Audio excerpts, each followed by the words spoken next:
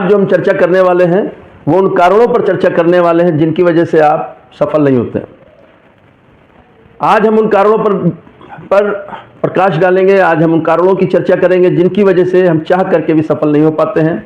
हम फील्ड में भी जाते हैं, काम भी करते हैं, मेहनत भी करते हैं, लेकिन बहुत सारे ऐसे कारण होते हैं जिनको हम नज़रअंदाज कर देते हैं। छोटे छोटे कारण होते हैं जिनको या तो हमसे छूट रहा होता है या हम चूक रहे होते हैं।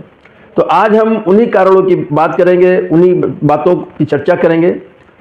अगर आप लोग सीखने के तैयार हैं, अगर आप सीखने के लिए तैयार हैं तो आप कमेंट में यस लिखिए, और अगर आपको ये वीडियो पसंद आती है तो आप नियर डियर में आप शेयर करें, और अगर चैनल को सब्सक्राइब नहीं किया तो प्लीज़ आप सब्सक्राइब जरूर करें।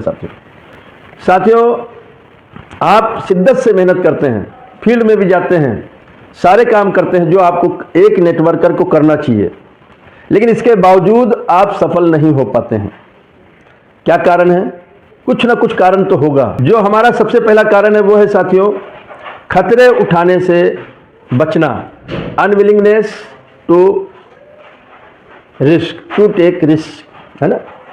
खतरे उठाने से बचना, खतरा ना लेना। बिल्कुल साथियों, हमने कई जगह पढ़ा है, कई जगह सुना है कि जो इंसान खतरा नहीं उठाता है वो इंसान जीवन में खतरे ही खतरे उठाता है।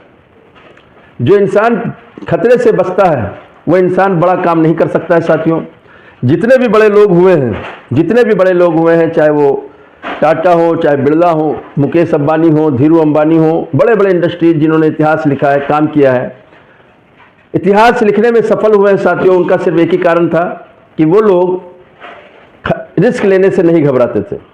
साथियों, यहाँ पे रिस्क की अगर बात की जाए तो रिस्क लेने की बात वो है कि आपको कैलकुलेटेड रिस्क लेना है, जुआ नहीं खेलना है। ठीक है, आपको कैलकुलेटेड रिस्क लेना है। रिस्क लेने का मतलब कतई ये नहीं है कि आप जुआ खेलें। आपको कोई भी डिसीजन लेना है, कोई भी रिस्क लेना है तो अपने अपलाइन के साथ बैठें, उनसे विचार करें, विमर्श करें, और उनसे बताएं कि हम ऐसा करने वाले हैं, हमें करना चाहिए कि नहीं करना चाहिए।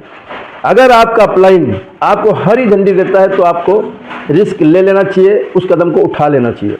अगर आपका अपलाइन किसी कारणवश आपको मना करता है तो आपको नहीं करना चाहिए साथियों, क्योंकि आपका अपलाइन आपसे बेहतर समझता है, क्योंकि इस धंधे में आपसे पहले आया है, उसको अनुभव है साथियों, और उस अनुभव के आधार पे अगर कुछ बातें अगर आपको बताता है, कुछ बातें आपको समझाता है, तो उसी अनुभव के आधार पे आपको समझाता है। तो हमें नहीं करना चाहिए।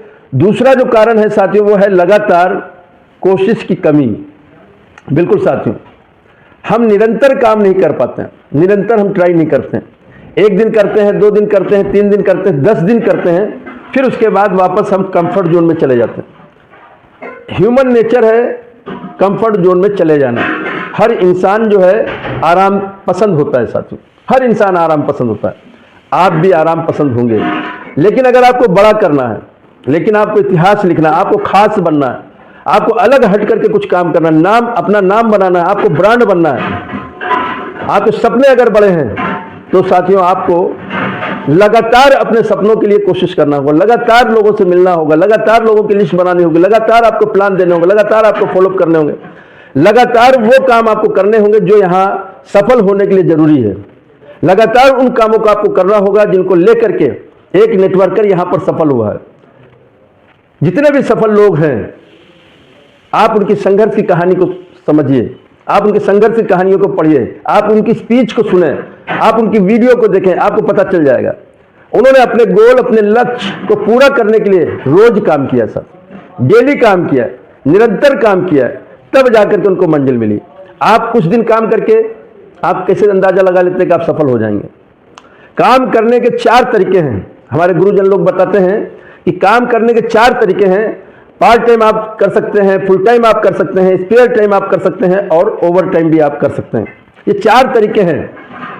लेकिन साथियों, सच्चाई ये है कि आप इस बिजनेस की शुरुआत, आप डायरेक्ट सेलिंग की शुरुआत पार्ट टाइम कर सकते हैं। महीने, 2 महीने, 6 महीने, जब तक कि आप इस बिजनेस को सीख नहीं जाते, कुछ आपकी टीम नहीं बन जाती, तब तक आप इसको पार्ट टाइम कर सकते हैं। लेकिन जैसे जैसे आपकी टीम बनेगी, जैसे जैसे आपका नेटवर्क बनेगा, आपका नेटवर्क समय मांगेगा। नेटवर्क को की परवरिश करने के लिए आपको समय देना होगा, और आपके पास देने के लिए समय नहीं होगा अगर पार्ट टाइम करोगे तो। आपका नेटवर्क बनने के बाद आप आज भी अगर पार्ट टाइम करते हो तो बड़ा काम आप नहीं कर सकते। आपका नेटवर्क प्रोग्रेस नहीं करेगा, नेटवर्क बड़ा नहीं होगा, और जब नेटवर्क बड़ा नहीं होगा तो आपको फाइनेंशियल फ्रीडम कैसे मिलेगी, आपके घर में खुशियां कैसे आएगी, आपके जो लग्जरियस लाइफ का सपना है वो कैसे पूरा होगा? नहीं होगा साथियों। इसलिए एक समय तक आप पार्ट टाइम कर सकते हो। अब बात करते हैं साथियों फुल टाइम। बहुत सारे हमारे लोग रहते हैं जो फुल टाइम इस काम को करते हैं। फुल टाइम का उनका नाम होता है लेकिन काम पार्ट टाइम के बराबर भी नहीं करते हैं। ऐसे लोगों को भी अपने गिरेबान में झांकना चाहिए। काम को सोने से पहले आपको समझना चाहिए। अगर आप फुल टाइम हैं, सोने से पहले आप देखें कि क्या दिन भर आपने क्या काम किया। हम अक्सर मीटिंग में, ट्रेनिंग में आपसे बोलते हैं कि दो चीजें होती हैं, प्रोडक्टिव, एक होता है नॉन प्रोडक्टिव। आप क्या काम कर रहे हैं? अगर आपका गोल, आपका लक्ष्य डायमंड बनना है, आपका गोल, आपका लक्ष्य किंग मेकर बनना है, आपका गोल, आपका लक्ष्य किंग बनना है, तो साथियों आपको क्या करना होगा? आप सोचें। आपको हर वो काम आपका नॉन प्रोडक्टिव है जो आपके गोल, आपके लक्ष्य को नहीं पूरा करता है। हर वो काम आपका नॉन प्रोडक्टिव है साथियों। जो भी काम, कोई भी ऐसा काम जो आपके अलावा आपके परिवार वाले कर सकते हैं, आपके अलावा कोई भी कर सकता है, आपको उस काम को नहीं करना चाहिए। अगर आप उस काम को करते हैं तो आपका वो नॉन प्रोडक्टिव काम कहलाया जाएगा। आपका वो काम नॉन प्रोडक्टिव कहलाया जाएगा। आप अगर वो काम करते हैं जिसकी वजह से आपका लक्ष्य, आपका गोल, आपका सपना पूरा होता है, आप उधर एक कदम भी आप बढ़ते हैं, तो आपका काम प्रोडक्टिव है।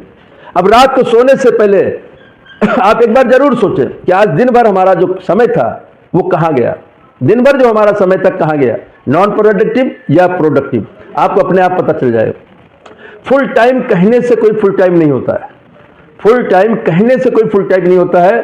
फुल टाइम आप तब होते हैं जब फुल टाइम काम करते हैं। जब आप 10-10 घंटे मेहनत करते हैं, 15-15 घंटे मेहनत करते हैं, तब आप फुल टाइम कहलाते हैं।